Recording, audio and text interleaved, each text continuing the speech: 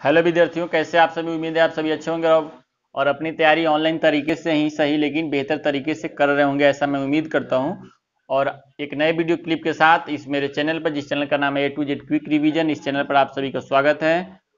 और आज जो है हम संस्कृत के चौथे नंबर चैप्टर को लेकर उपस्थित हैं, जिस चैप्टर का नाम है संस्कृत साहित्य लेखिका। और इसके पहले हम इस चैप्टर से मतलब संस्कृत साहित्य लेखिका से संबंधित 4 गो वीडियो का क्लिप जो है छोटा छोटा इस मेरे चैनल पर उपलब्ध है, जिसका लिंक इस वीडियो के डिस्क्रिप्शन में है। और स्क्रीन पर आप चारों वीडियो का जो है थंबनेल देख रहे होंगे। तो अगर आप इस चैप्टर को पूरी तरह से समझना चाहते हैं और चाहते हैं कि इस चैप्टर को आप मजबूत कर सकें, और इस चैप्टर के अलावा भी अगर बाकी चैप्टर को भी अगर आप पढ़ना चाहते हैं, तो बाकी सारा का सारा वीडियो का लिंक जो है इस वीडियो के डिस्क्रिप्शन में दिया हुआ है। आप इस डिस्क्रिप्शन में जाकर के लिंक पर क्लिक करके सभी चैप्टर। आज जो है इस वीडियो में जो है आपसे संस्कृत साहित्य लेखिका जो पार्ट है इसका अंतिम पैराग्राफ को डिस्कस करेंगे। और इसके पहले जो है जितना सारा वीडियो इससे संबंधित बनाया है आप स्क्रीन पर देख रहे हैं, आप उसको पहले देख लीजिए ताकि आपको शुरू वाली कहानी समझ में आ जाए। तब जो है आपको अभी वाली बात जो है बेहतर तरीके से समझ में आएगी। तो चलिए शुरू करते हैं। अगले पैराग्राफ में लिखा हुआ है, आधुनिक काले संस्कृत लेखिकासु पंडिता क्षमाराव नामधेया विदुषी अतीव प्रसिद्धा। कह रहा है कि आधुनिक काले संस्कृत लेखिकासु पंडिता क्षमाराव नामधेया विदुषी अतीव प्रचलिता। देखिए अब इसको उसके टाइमिंग पर जरा ध्यान दीजिए। अभी जो हम लोग पहले पढ़े हैं उसमें पढ़े थे 8वीं शताब्दी, उसके बाद 14वीं शताब्दी, उसके बाद पढ़े थे 16वीं शताब्दी। और अभी जो पैराग्राफ दिया है इसमें क्या लिखा हुआ, आधुनिक काले, मतलब किस काल में, आधुनिक काल में। पहले जो पढ़े थे मध्यकाल था, प्राचीन काल से शुरू किए थे, प्राचीन काल के बारे में पढ़े थे, फिर मध्यकाल के बारे में पढ़े थे, और अभी जो पढ़ रहे हैं किसके बारे में पढ़ रहे हैं, आधुनिक काल में। मतलब आधुनिक काल में, आधुनिक समय में, यानी वर्तमान समय भी कह सकते हैं इसको। कह रहा है कि आधुनिक काले संस्कृत लेखिकासु, आधुनिक काल के संस्कृत लेखिकाओं में पंडिता क्षमाराव, कौन, पंडिता क्षमाराव नाम है, नामधेया विदुषी, पंडिता क्षमाराव नाम की जो विदुषी है, नहीं विद्वान बोलते हैं पुरुष के लिए, और जो महिला के लिए जो शब्द का इस्तेमाल करते हैं उसको क्या बोलते हैं, विदुषी।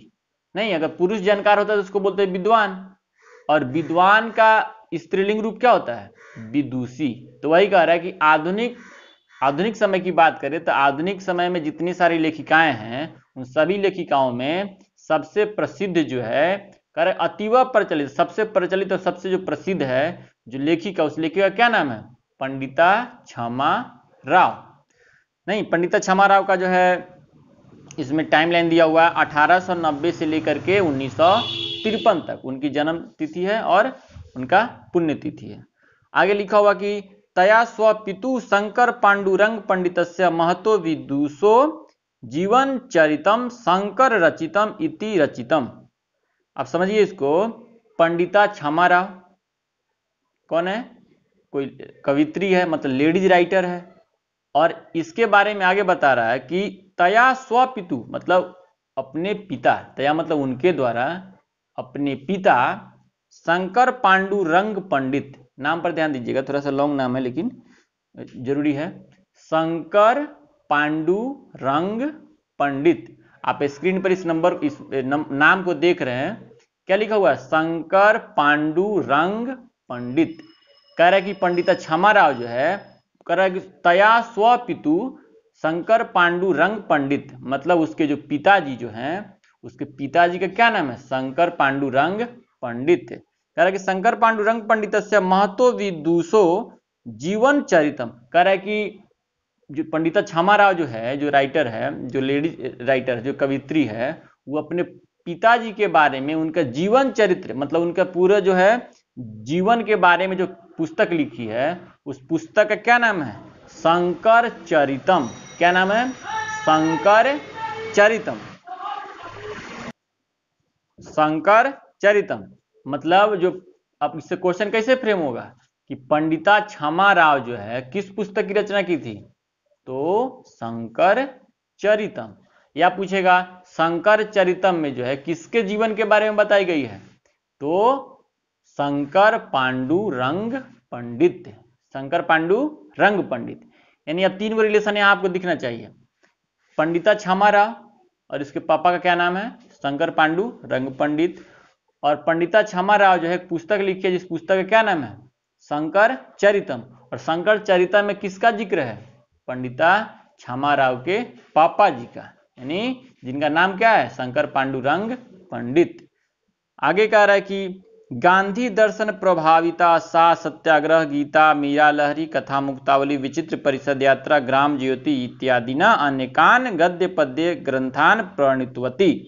आप कह रहा है कि गांधी दर्शन प्रभावित है, किसके दर्शन से प्रभावित, लेखिका जो है, जो जिसका नाम पंडिता क्षमा राव है, ये किसके विचारों से प्रेषित है, किसके विचारों से, मतलब इसका दिमाग पर जो छाप है किसके विचार का था, गांधी जी का। कह रहे गांधी दर्शन प्रभावित है, किससे प्रभावित है, गांधी के विचारों से। आप प्रभावित होकर के जो है इन्होंने बहुत सारी पुस्तकों की रचना की है, जिसका इसमें नाम दिया हुआ है, जिसका नाम आप स्क्रीन पर देख रहे हैं, ध्यान से देखिए अगर, तो क्या लिखा हुआ है आप देखते जाइए, सत्याग्रह गीता, मीरा लहरी, कथा मुक्तावली, विचित्र परिषद यात्रा, ग्राम ज्योति इत्यादि अनेकान गद्य पद्य ग्रंथान प्रण। कह रहे कि इतनी सारी पुस्तक की जो रचना है कौन की है, माफ कीजिएगा, इतनी सारी पुस्तकों की रचना कौन की है, पंडिता क्षमा राव। और यहां से बहुत तरीके से क्वेश्चन फ्रेम कर सकता है, बोलेगा मीरा लहरी की लेखिका कौन है, तो पंडिता क्षमा राव।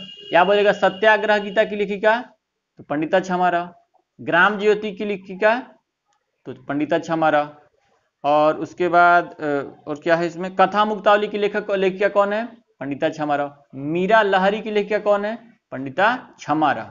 इससे बहुत तरीका क्वेश्चन फ्रेम हो सकता है। इतना सारा जो पुस्तक है उसको आप याद रखिए, एक बार इसको हम रिवाइज कर लेते हैं। जो आप स्क्रीन पर देख रहे हैं क्या लिखा हुआ है, सत्याग्रह गीता, मीरा लहरी, कथा मुक्तावली, विचित्र परिषद यात्रा, ग्राम ज्योति। क्लियर, देख लो क्या हुआ है, सत्याग्रह गीता, उसके बाद क्या है, मीरा लहरी, कथा मुक्तावली, विचित्र परिषद यात्रा और ग्राम ज्योति। कितना पुस्तक है, 5 पुस्तक है। और एक पुस्तक और है जिसका जिक्र हम लोग पहले किए हैं, शंकर चरितम, यानी पंडिता क्षमा राव के नाम से संबंधित कितने पुस्तक हो गए, 6 पुस्तक। 6 पुस्तक में किसी का भी नाम पूछेगा और पूछेगा इसके लेखिका कौन है, तो आंसर क्या करेंगे, पंडिता क्षमा राव। जैसे एग्जाम्पल में आपको हम बता ही चुके हैं कि अगर पूछे शंकर चरितम की लेखिका कौन है, तो पंडिता क्षमा राव। या पूछे मीरा लहरी की लेखिका कौन है, तो पंडिता क्षमा राव। या कथा मुक्तावली की लेखिका कौन है, तो पंडिता क्षमा राव। या क्वेश्चन पूछेगा आपसे कि गांधी दर्शन से कौन प्रभावित थी, तो आंसर क्या करेंगे, पंडिता क्षमा राव। या क्वेश्चन पूछे अगर आपसे कि गांधी दर्शन से जो प्रभावित थी उसका नाम क्या था, पंडिता क्षमा राव। या पूछेगा पंडिता क्षमा राव किससे प्रभावित थी, किनके विचारों से प्रभावित थी, तो आंसर क्या करेंगे, गांधी जी के विचारों से। समझ रहे हैं ना, मतलब अगर इस पैराग्राफ का डिटेल्स पढ़ लेते हैं, डीपली पढ़ लेते हैं, तो किसी भी तरह का क्वेश्चन अगर आपसे परीक्षा में पूछा जाए तो इसका आंसर आसानी से क्या करेंगे, आप कर पाएंगे। लेकिन शर्त और कंडीशन यही है, टर्म कंडीशन, कि आपको इस चीज को ध्यान से पढ़ना होगा और क्या होगा, समझना होगा। आगे देखिए लिखा हुआ है का कि वर्तमान काले लेखन तासु कवयित्री पुष्पा दीक्षित बनवाला भवालकर मिथिलेश कुमारी मिश्र प्रभृतयो अनुदीनम संस्कृत साहित्यम पुरयंती। अब इसके अलावा कर, जैसे आधुनिक काल में एक ही तो लेखिका होती नहीं है, या बहुत सारे लोग होते हैं एक समय में, तो कह रहा है कि आधुनिक काल में सबसे जो फेमस अभी जो जिक्र किया गया कौन है, पंडिता क्षमा राव। लेकिन इसके अलावा भी कह रहा है कि बहुत सारी लेखिकाएं हैं जिनकी मतलब जिनका संस्कृत में क्या है, बहुत योगदान रहा है। जैसे बता रहा है क्या, पुष्पा दीक्षित, आप देखिए स्क्रीन पर देखिए इस नाम को, क्या लिखा हुआ है, पुष्पा दीक्षित, वनमाला भवालकर, 2 हुआ, और तीसरा में लिखा हुआ मिथिलेश कुमारी मिश्र। मिथिलेश कुमारी मिश्र। बोलेगा आधुनिक काल की लेखिकाओं का नाम बताइए, तो क्या क्या नाम रख सकते हैं, पंडिता क्षमा राव का नाम स्पष्ट लिख सकते हैं। उसके बाद कौन, पुष्पा दीक्षित, उसके बाद वनमाला भवालकर, और कौन, मिथिलेश कुमारी मिश्र। कह रहा है कि प्रभृतयो अनुदीनम संस्कृत साहित्यम पुरयति। इस तरह की और बहुत सारी कवित्रियां हैं जो अनुदिनम, दिन प्रतिदिन आने वाले दिनों में संस्कृत साहित्य में, संस्कृत साहित्य को पुरयंती मतलब क्या कर रही हैं, पूरा कर रही हैं, मतलब इसको और आगे बढ़ाने का काम जो है इन सारी तमाम लेखिकाओं के द्वारा की जा रही है। क्लियर है। तो इस तरह से आपका ये चैप्टर जो है, चैप्टर नंबर कितना था, 4 था, जिस चैप्टर का नाम था संस्कृत साहित्य लेखिका, इस तरह से खत्म हुआ।